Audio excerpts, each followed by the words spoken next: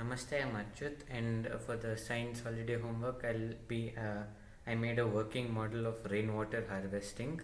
So I'll begin with explaining about why rainwater harvesting is required in the first place.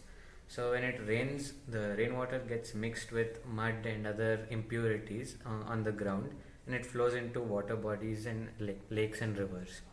Now, the water that gets mixed in goes into the water bodies is not suitable for drinking and regular usage by us. So, uh, in order to make it suitable for usage, there needs to be a lot of resources used to make to filter the water and clean it to make it suitable for regular usage. So, to prevent that, you can use rainwater harvesting to recharge the groundwater directly after filtering the rainwater, or filter the rainwater and put the filtered water in an overhead tank for general usage. So this is the setup of the rainwater harvesting. So this is the rooftop or the catchment area.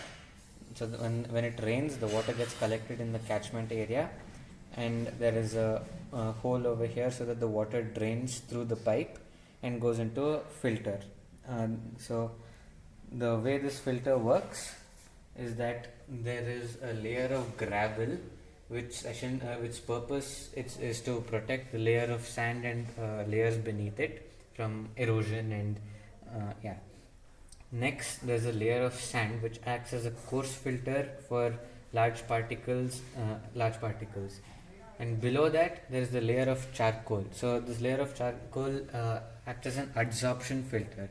That means because of the electrostatic forces, organic and chemical compounds get attracted to the charcoal, and they settle on the charcoal. So these organic and chemical compounds are more attracted to charcoal than they are to water. So they settle on the layer of the charcoal, and the surface area of this charcoal is very high, so that helps in filtering the water. Now once the water passes through this layer, it goes to the layer of gravel and the layer of large boulders, which filter the remaining precipitates and actual physical particles. So now after the water gets filtered, it goes into a collection tank. Inside this there is a pump which can pump water back to the overhead tank, where it can be used for general use, or it can go back into the ground and recharge the groundwater. Over here in my model, I have created a pump inside this so that it pumps it to the overhead tank. Now I'll be explaining the working of a pump. So first you have a tank where the initial water is. Now aim is to get this water through the outlet with sufficient force to counter the gravitational force to bring it up to the overhead tank.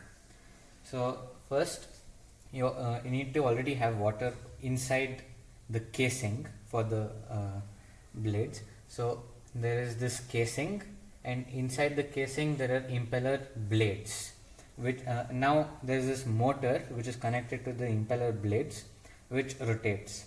So that causes the impeller blades to rotate, and the water also rotates along with it, and it experiences a centrifugal force outwards. And now when it experiences a centrifugal force outwards, the water from here gets pushed out into the outlet, and water from this tank gets sucked in because the centrifugal force causes a vacuum at the center. So because of that, the water from the tank rushes in through the inlet and it gets pushed out. So another view is this is a different view of the same thing, where this is the inlet. I've not shown the water behind the tank, but this is the inlet, and this is the water inside the casing. These are the blades which, when they rotate, the water experiences a centrifugal force and gets pushed out through the outlet. And again, there's a vacuum created at the center because there is no water, and the water from the tank is sucked into the casing and thrown out. So this is the pump I created. The green thing is the casing, this is the outlet pipe and the hole is the inlet.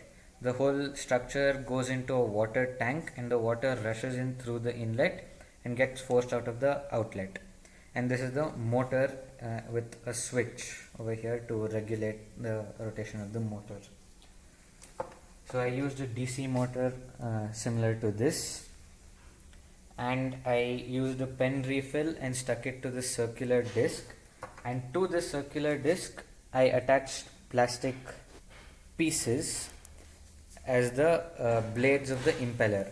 So when this impeller rotates, these blades rotate, pushing the water outwards. So this whole structure easily fits onto the DC motor, and when the motor rotates, since the fit is perfect, this rotates too, and this causes the centrifugal force and the whole procedure explained in the previous part. This is a working model of the rainwater harvesting that I've created. So this is the catchment area where the rainwater gets collected, and it's going to go through this hole and through the pipe into the filter. So this is where the rainwater is being filtered, and the filtered clean water is going into this tank. Now, so there's a pump in this tank. Now if I turn on the pump, the water is going to go through this, and this is going to go up to the overhead tank.